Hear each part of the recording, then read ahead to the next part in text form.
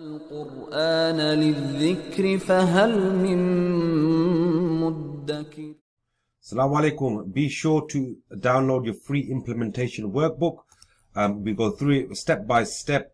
All the videos correspond with it. We have laid it out very strategically so you can master Quranic Tajweed and Quranic Mastery and implement it while you go along. Okay, so be sure to download this and it will help you on your journey. It's free to download. The link should be in the description. Salam Alykum. Alhamdulillah wa salatu wa salam ala Rasulillah. Welcome to lesson number 5, the continuation on the lessons on Al-Mad. So lesson number 5 will have a look at the Al-Mad al-Asli, which is the first type of Mad. So Al-Mad al-Asli, which is translated as the original Mad. So the Al-Mad al-Asli is the original Mad which falls under the lengthening category of Al-Mad al-Tabi'i. So if you remember, the Al-Mad al-Tabi'i means the natural Mad, and the Mad al-Tabi'i is only ever stretched for the length of two harakat. So the definition of this Mad al-Asli is the Mad that does not stop due to a Hamza or a Sukoon. The Mad that does not stop due to a Hamza or Sukoon.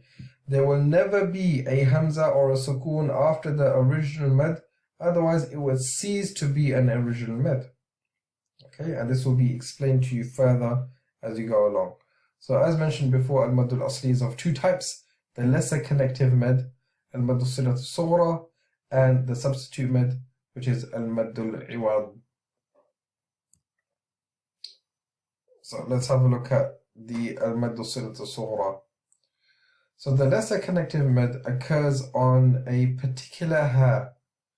This ha is called the ha al-Dhamir, the possessive pronoun. So the definition of this Mad is the Mad which occurs on the male third person possessive pronoun, which appears between two vowel letters and is not followed by a Hamza.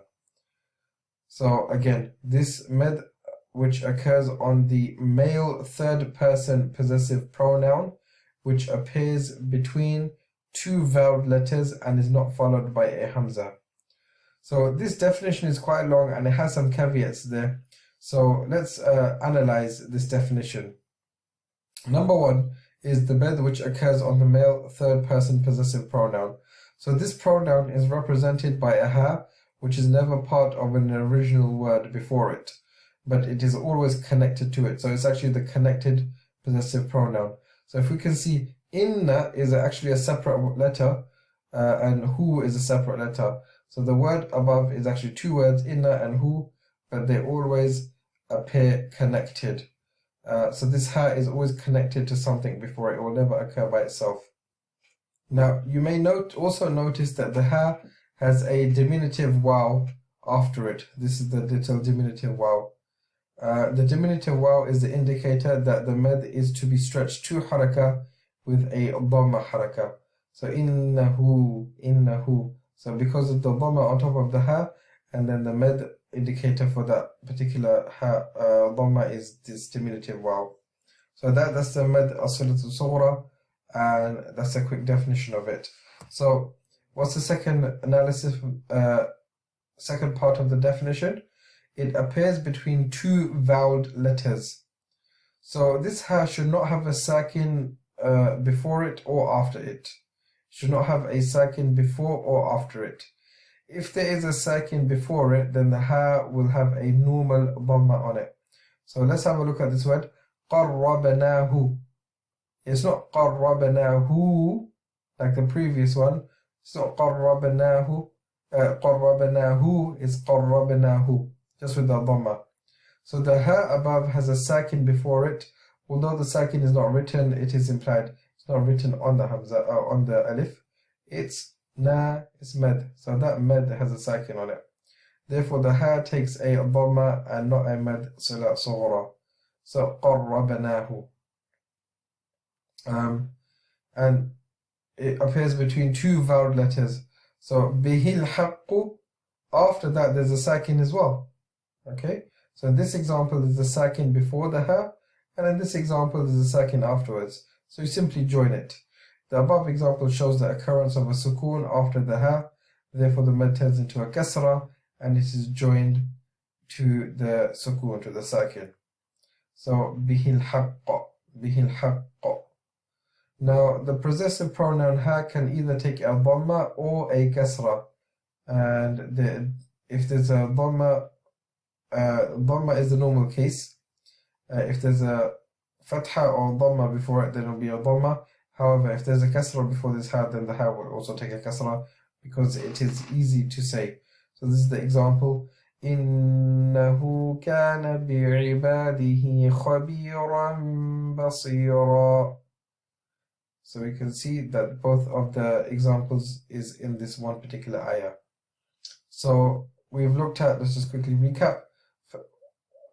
First one is that it occurs on the male possessive pronoun, so that's that, and it's always attached. And the second one is that it occurs between two vowed letters, not in these cases where it says there's two sakin before it. These two vowed letters we can see as a fatha, kasra, and a fatha. So that's why the mad sughra is there. Now it is not followed by a hamza. There should not be a hamza after it, otherwise it will become a different mad altogether, which will be discussed later. So that is al-mad sughra.